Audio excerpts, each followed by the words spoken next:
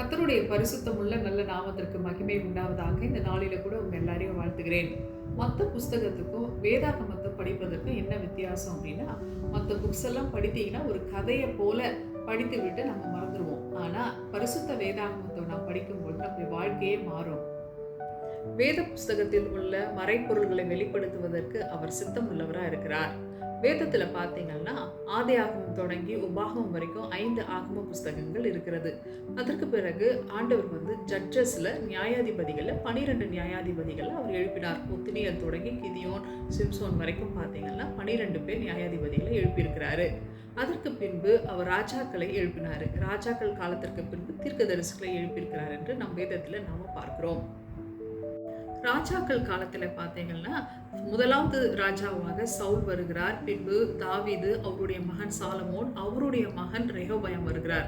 இந்த ரெகோபயாம் காலத்துல தான் இஸ்ரவேல் தேசம் 12 கோத்திரங்களாக இருந்த அந்த இஸ்ரவேல் தேசம் ரெகோபயாம் என்ற ராஜாவின் காலத்திலாக 2ஆக பிரிந்து விடுகிறது.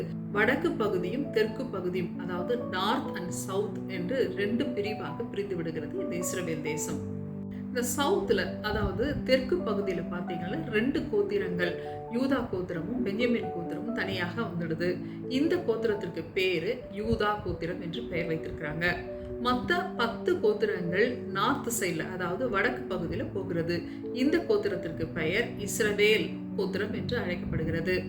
இந்த யூதா கோத்திரத்தினுடைய தலைநகரம் எருசலேம். இஸ்ரவேல் கோத்திரத்தினுடைய தலைநகரமாக சமாரியா என்று அழைக்கப்படுகிறது. இஸ்ரவேல் கோத்திரத்தின் தலைநகரமாகிய சமாரியா என்று பெயரை வைத்தவர் உம்ரி என்ற ஒரு மன்னன் தான் அதை வைத்தார். இந்த யூதா கோத்திரத்திற்கும் இஸ்ரவேல் கோத்திரத்திற்கும் எப்பொழுதும் பகை இருந்து கொண்டே இருக்கும். ஏன்னா இந்த இஸ்ரவேல் கோத்திரத்துல ஆண்டவருடைய கட்டளைகளுக்கும் நியமங்களுக்கும் எப்பொழுதும் கீழ்ப்படியாதவர்களாகவே இருந்தாங்க. அதனால தேவன் என்ன பண்ணாரு, இந்த இஸ்ரவேல் கோத்திரத்தை அவர்கள் சத்துருக்களை மேற்கொள்ளும்படியாக அவர் கட்டளையிட்டாரு. யார் அந்த சத்ரு அப்படின்னா, அசிரியா என்ற மக்கள் தான் என்ன பண்ணாங்க, அந்த காலத்துல பலத்திருந்தாங்க. அவர்கள் மூலமாக இந்த இஸ்ரவேல் முழுவதும் கைப்பற்றி அவர்கள் இந்த இஸ்ரவேல் கோத்திரம் முழுவதுமாய் ஆண்டு கொண்டாங்க. அசிரியா ராஜா என்ன பண்றாருன்னா படையெடுத்து இஸ்ரவேல் கோத்திரம் முழுவதிலும் கைப்பற்றி கொள்கிறார். கொஞ்சம் பேர் இஸ்ரவேலரை கொண்டு அவர் சமாரியாவில் விட்டு மற்றவர்கள் எல்லாரையும் அவர் சிறைப்படுத்தி கொண்டு போகிறாங்க. பின்பு அந்த அசிரியர்கள் எல்லாரும் என்ன பண்ணாங்கன்னா, இந்த இஸ்ரவேல் கோத்திரத்துக்குள்ள குடிபெயர்ந்து எல்லாரும் கலப்பாய் மாறினாங்க. தலைநகரமாகிய இந்த சமாரியா ஒரு ஒதுக்கப்பட்ட புறக்கணிக்கப்பட்ட ஒரு பட்டணமா இருந்தது. ஏன் அப்படின்னா, அந்த சமாரியா நாட்டில் தான் பார்த்தீங்கன்னா இந்த அகபு ராஜா இவருடைய கதைகள் எல்லாம் நம்ம பார்க்கிறோம். 450 பாகாலி தீர்க்க தரிசிகளுக்கும் அவர்களுடைய வீடுகளும் எல்லாம் இந்த இடத்துல தான் இருந்தது. நரக பலியை கொடுத்து விக்கிரக தோப்புகள் எல்லாம் வைத்துக்கொண்டு இவர் செய்த இந்த விக்கிரக ஆராதனைகள் அதிகமாய் இந்த சமாரியா பட்டணத்துல தான் இருந்தது. இப்படிப்பட்ட இந்த சமாரியாவிலே பெண் கொண்டு பெண் எடுத்ததுனால இந்த இஸ்ரவேல் கோத்திரம் எல்லாம் ஒரு கலப்பாய் புறக்கணிக்கப்பட்ட ஒரு நிலைமையில காணப்பட்டது. இப்படிப்பட்ட ஒரு ஒதுக்கப்பட்ட இந்த சமாரியாவை தேடிதான் யூதா கோத்திரத்தின் நம்மளுடைய ஆண்டவராகிய இயேசு கிறிஸ்துவானவர் யூதா கோத்திரத்திலிருந்து போய் சமாரியா ஸ்திரியை போய் பார்ப்பதற்காகவே அவர் அந்த வழியா போய் அந்த இடத்துல போய் அந்த அம்மாவை சந்திக்கிறார். அவர் சட்டத்திட்டங்கள் எல்லாவற்றையும் நம்முடைய ஆண்டவராகிய இயேசு கிறிஸ்துவானவர் உடைக்கிறார். மத்தியான வேலையில போய் சமாரியா ஸ்திரியை பார்ப்பதற்காக போகிறார். அந்த இடத்துல அந்த அம்மாவை பார்த்து சந்தித்து கேட்கிறாரு, தாகத்திற்கு தண்ணி தா என்று கேட்கும் பொழுது அவர், நீர் யூதனா இருக்க சமாரியா ஸ்திரி ஆகிய என்னிடத்துல நீர் தண்ணீர் கேட்கலாமா என்று அந்த அம்மா சொல்லும் பொழுது, உன்னிடத்துல தண்ணீர் கேட்பவர் யார் என்று தெரிந்தால் நீயே என்னிடத்தில் தண்ணீர் கேட்பாய் என்றார்.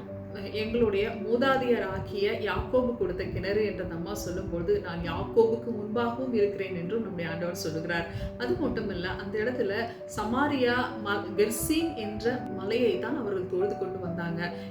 இதையெல்லாம் கேட்டுட்டு அந்த அம்மா சொல்றாங்க, மேசியா வரும்போது இவைகள் எல்லாவற்றையும் வெளிப்படுத்துவார் அப்படின்னு சொல்லும்போது, நானே அந்த மேசியா என்று தன்னை ஆண்டவர் வெளிப்படுத்துகிற அந்த அழகான சம்பவத்தை நாம் பார்க்கிறோம். பிதாவாகிய தேவனை உலகமெங்கும் தொழுது கொள்ளுகிற காலம் வரும். அவரை தொழுது கொள்ளுகிறவர்கள் ஆவியோடும் உண்மையோடும் தொழுது கொள்ள கடவர்கள். ஏனென்றால் நம்முடைய தேவன் ஆவியா இருக்கிறார் என்று அந்த அம்மாவுக்கு சொல்லுகிறார். அதற்கு பிறகு அவர், நீ போய் உன்னுடைய புருஷனை அழைத்து கொண்டு வா என்று சொல்லும் பொழுது, எனக்கு புருஷன் இல்லை என்று அந்த அம்மா வெளிப்படையா சொல்றாங்க. இதை கேட்டுட்டு ஆண்டவர் சொல்றாரு, நீ சொன்னது உண்மைதான், உனக்கு 5 புருஷர்கள் இருந்தார்கள், இப்போது இருப்பதும் உனக்கு புருஷன் அல்ல என்று அவர் சொன்ன அந்த வார்த்தையை கேட்டு அந்த அம்மா, உம்மை தீர்க்கதரிசியாக காண்கிறேன் என்று சொல்லுவாங்க. இந்த 5 புருஷர்கள் என்று சொல்லப்படுகிறது என்ன விஷயம் அப்படின்னா, சமாரியா பட்டணத்திலே 5 வகையாக இருக்கிற ஜாதிகள் எல்லாரும் வந்து கலந்து கொண்டிருப்பாங்க. இந்த 5 ஜாதிகளை தான் 5 புருஷர்கள் என்று அவர் சொல்லுகிறார். இதை கேட்டுட்டு தான் அந்த அம்மா உம்மை தீர்க்கதரிசியாக காண்கிறேன் என்று சொல்லி அந்த ஊர் முழுவதிலும் போய் இவரை தன்னை தீர்க்கதரிசியாக பார்க்கிறேன் என்று அந்த ஊர் முழுவதும் போய் சுவிசேஷத்தை சொல்லுகிறவர்களாக இருந்தாங்க. அந்த ஊர்ல அவர் 2 நாட்கள் தங்கியிருந்தார் என்று நாம் படிக்கிறோம். இப்படிப்பட்ட ஒதுக்கப்பட்ட இந்த சமாரியா அப்படின்ற அந்த பட்டணத்தையே ஆண்டவர் உயர்த்தினார். அது மட்டும் இல்லை, அந்த சமாரியா ஸ்திரீ மூலமாக அந்த ஊர் முழுவதும் ஒரு சாட்சியான அந்த அம்மாவை நிறுத்தினாரு. அது மட்டும் இல்லை, தம்முடைய ஊமைகளில பார்த்தீங்கன்னா இந்த சமாரியாவை குறித்து மிகவும் அழகா அவர் உயர்த்தியிருப்பதை நாம் பார்க்கிறோம். எரிகோவுக்கு போகிற வழியாக ஒருவர் அடிபட்டு கிடக்கும்போது ஒரு ஆசாரியனும் ஒரு லேவியரும் கடந்து போவாங்க. ஆனால் ஒரு சமாரியன் மாத்திரம்தான் வந்து அவருக்கு உதவி செய்தார்கள். சமாரியாவை உயர்த்துகிறார். அது மட்டும் இல்லை, இன்னொரு உவமையிலையும் 10 குஷ்டரோகிகளை குணப்படுத்துகிறார். 9 பேர் வரவே இல்லை. ஒரே ஒருவர் வந்து தேவனை மகிமைப்படுத்தினான்.